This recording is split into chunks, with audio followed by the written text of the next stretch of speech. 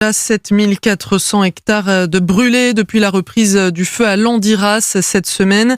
Hier soir, les habitants de certains secteurs des communes landaises de Moustet et Sognac et Muret ont été autorisés à rentrer chez eux.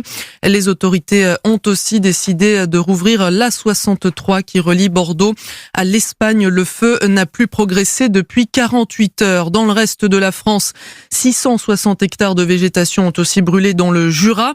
En Bretagne, près de 300 hectares de la forêt de Brocéliande sont partis en fumée, mais le feu était contenu aux 2/3 hier après-midi.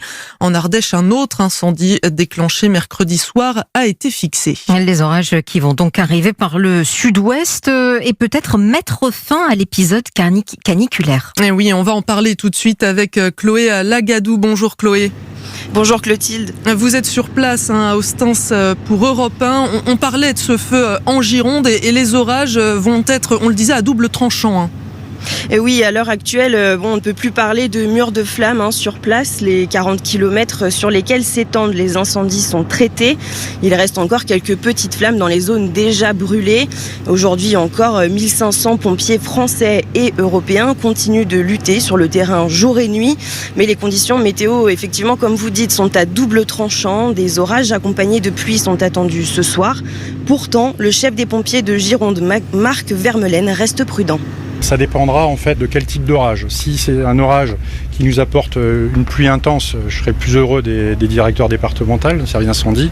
Si maintenant, au contraire, ce sont des orages secs, là par contre ça va plutôt nous embêter, puisque en règle générale il peut arriver qu'on ait des éclairs qui touchent la tourbe et qu'au gré des vents derrière ça génère de nouveaux éclosions d'incendies. Donc tout dépendra. En règle générale cette période-là et juste avant on peut avoir des épisodes venteux assez importants et on suit la météo au fur et à mesure.